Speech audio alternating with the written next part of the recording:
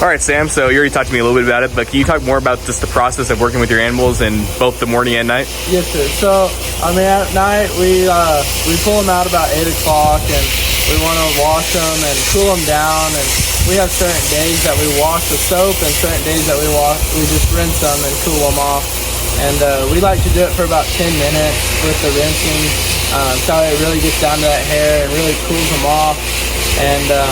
And it's just a really long process, and I have a great group of people out here that come out and do their steers too, but we help each other out. If we're taking a little bit longer and the hair's not drying as well, then we help each other out. It's like a family deal, kind of. Yeah, and it's a lot of work. You have to have a lot of commitment to be able to do it, especially in the mornings. The mornings are the tough ones because you're getting up, and I get up about 4:30 to be able to make it out here by 5, and some people get up a little bit later to do it about 5:30. We like to do it earlier. The real meaning of doing it earlier is have them in the cool room by dark or before the sun comes up, and then pull them out whenever it's dark outside. Sorry, they see dark all the time. We like to let them not see as much daylight as possible. For sure. And you talk about some of the people that have been helping you out. Can you just, talk more about them and just talk about them all individually, who helps you out? Yes, sir. So the people that help me out here, the Caldwells and the Conklins, and the Caldwells and the Conklins, and also the Granthams. Yeah. And the Granthams are the ones that show the steers, and they're out here all the time helping. They're out here most of the mornings and nights. We like to kind of give the girls some breaks, that way they still enjoy it. And my mom and the Caldwells and Conklins, they're out here all the time too. Just really helping out, making sure we get things done right, especially the adults. They like to double check a lot of things, and sometimes us kids miss them, and they'll catch them right there, and we'll have to get it done. And sometimes it's not the best thing that we actually enjoy, but to have to redo it, but it's what needs to happen. Sure. And you have a steer and then your yearlings, right? Yes, sir. And so do you work with them around the same time, or when do you work with your yearlings? I know you said you have them at your house, right? Yes. Okay. So the yearlings I'll do most of the time right after these guys. On Mondays and Thursdays we do a practice with the group. We call it the yearling group, and it's everyone that's in 4-H and FFA that has a yearling or a 2-year-old.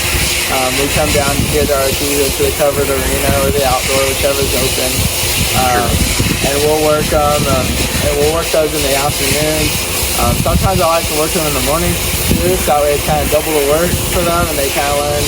So that way when they're older, they're great horses. They're not something that can get tired all the time, or something that's gonna not be super energetic.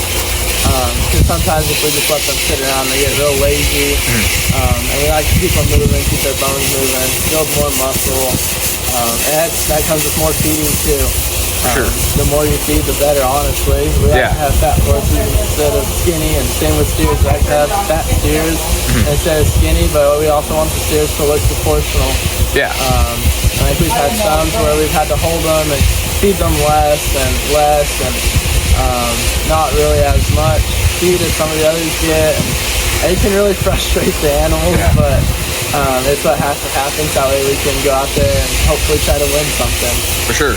And then, I'm sure this gets stressful at times. How are you able to deal with that and just keep pushing forward? It does get stressful a lot, especially with me doing steers and horses.